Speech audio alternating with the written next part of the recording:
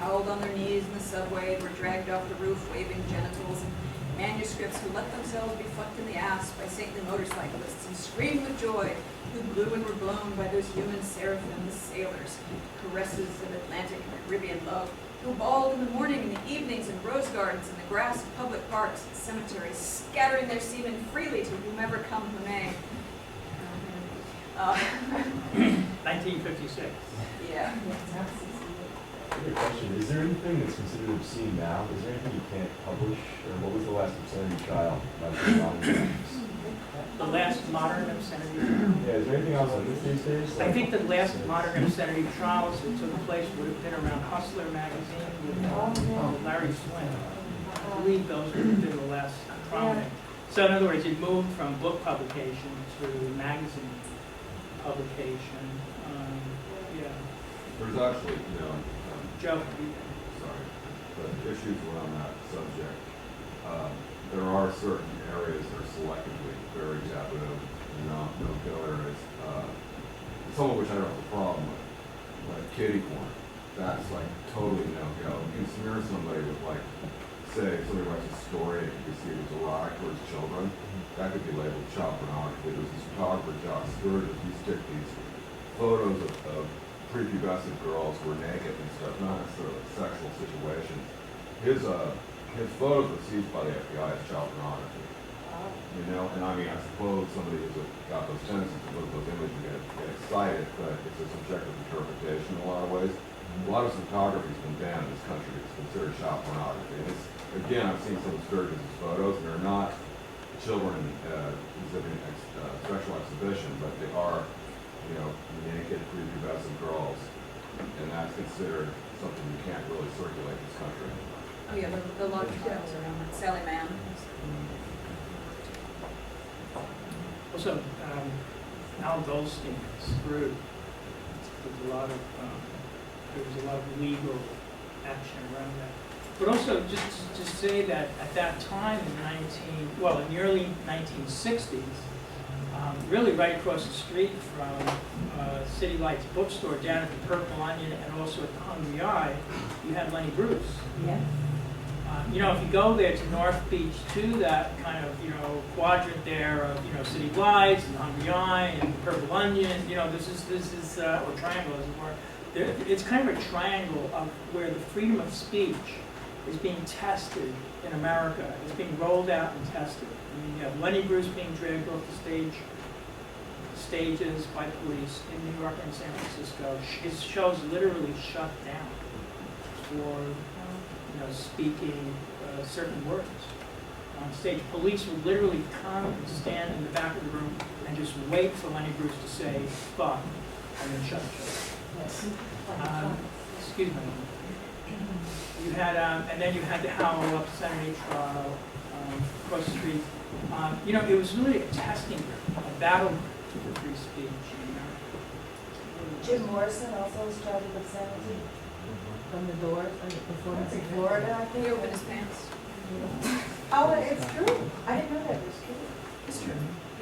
In the 1990s, there was a cartoonist in Florida, and Florida's a whole other ball of wax, that the state's kind of messed up, but there was this a cartoonist named Mike Diana, and, he would have a drawing, he got really down a lot of punk rock scene, but he would have totally just obnoxious, scatological, violent cartoons, he had one drawing of a priest, ejaculating, a cup in his hand saying, "Gaze infected blood of Christ," and he's sodomizing a boy, and there's like insects flying out of his mouth.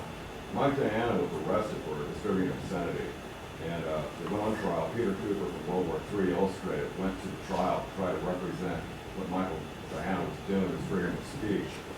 And actually, the state of Florida ruled against Mike Diana and made an injunction that he could no longer distribute pornography. In other words, he couldn't draw. And that happened in the 90s. This is Joe Donahue, by the way, who's editor of Speech and publisher of Specious Species magazine, one of the best and legendary underground magazines in the Bay Area.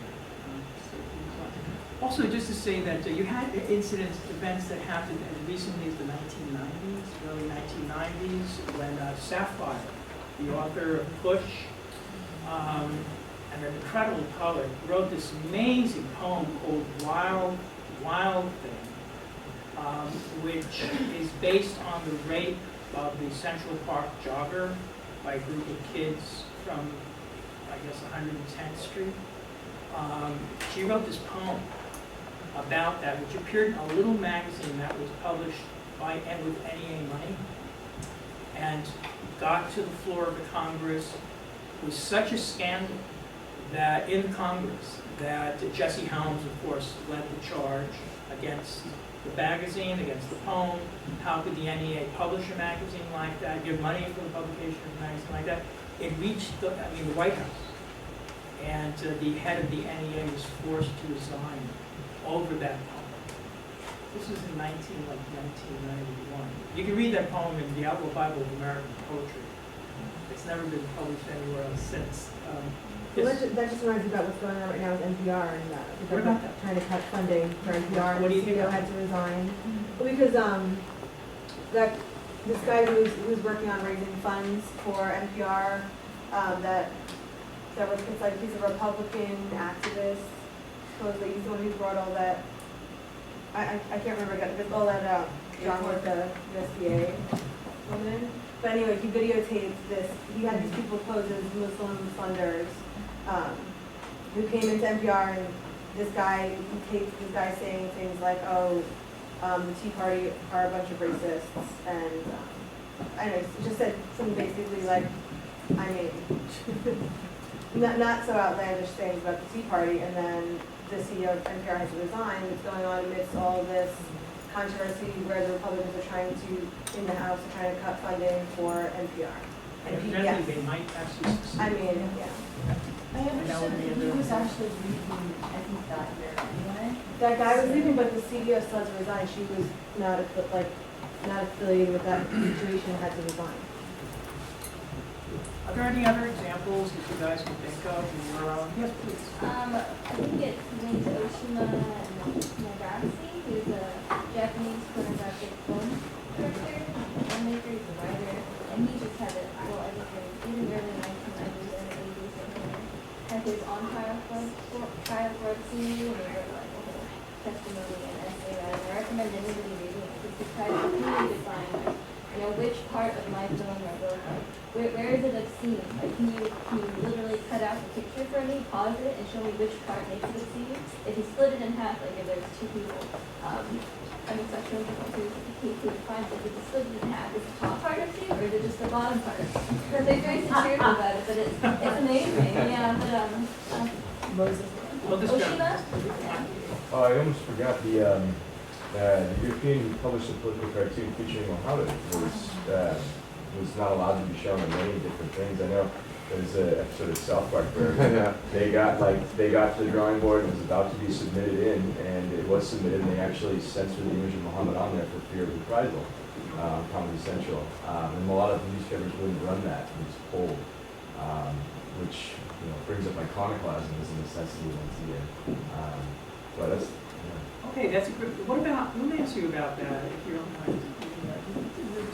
What about the matter of, for instance, there was this show at the Brooklyn Museum several years ago in which a bunch of the British New Wave artists came in, and Saatchi's artists came in, and they had a Madonna that was constructed. A painting of a Madonna was constructed from dried elephant turds. It was a Madonna. Oh, yeah. Do you guys remember that? Yeah. And do you remember what happened with that show? The Brooklyn Museum had to basically, the mayor, Giuliani, came out raging against that show. And apparently, I think the Brooklyn Museum might have had to remove that painting. I'm not really sure, I don't recall, but there was this, in other words, visual art at that moment. And I would say even now, that visual art is the new flashpoint of obscenity. I think it's no longer literature, because everything that could be written, obscene or whatever, has been said and written. I think it's things like visual art. Alan, you probably know more about this than I do, but my understanding of the final obscenity case in America, literary, was Naked Lunch. And they didn't strike down the idea that you couldn't print or publish anything that was obscene. It it was, the definition of obscenity was changed to where obscenity is something that has no social or cultural redeeming value or community redeeming value. And the case was made that actually Naked Lunch has a lot of politics in it, has a lot of social criticism that validates its existence, and that no matter how extreme the images are in Naked Lunch, that they ultimately serve a purpose of, like, critiquing society. Whereas we can make a case that something's obscene because it doesn't do any of that. It's just obscenity for the sake of obscenity. You can still ban it. That's my understanding. There actually, I mean, there are many trials going on, even as we speak, about whether or not to teach Huckleberry Finn, whether, because it has used certain racial terms, or whether or not to publish certain books because they're offensive to the religious fundamentalists in certain states. These fights are ongoing even as we speak. So visual art right now is the flashpoint in terms of art as art, but there's also education now serving as a battleground for literature that already exists and has been in existence for years, sold in bookstores and such. The right to teach those in classrooms. I think it's good to note that the people who actually wrote the obscenity laws, like in the 1700s, would have never have approved any of this stuff ever being published. Like it all would have been burned. Like that, it would have never happened. But they also did, like Jefferson brought in the idea that you have to like rewrite your laws every 20 years, basically. So in a way, he allowed for that change to happen. But all this stuff would have been completely obscene and never considered in any merit whatsoever. People would have been tarred and feathered. But what happened with that painting that you were talking about is the painting got taken down like immediately that day, and then it, like, once people thought about it and talked to each other, like, yeah, we did that because like we thought that was from online, but he doesn't really have any actual authority over the museum, and so like within the year it went back up. Like they like have YouTube. Who cares about you? And his price, no doubt, skyrocketed. Well, I want to thank very much Regina for coming in and speaking to us today about Queer Beats, and let's give her a big hand. Break, and then we're going to come back and talk about the Marquis de Sade, speaking of the 18th century and creative writer, and the French Revolution. So we'll see you back here.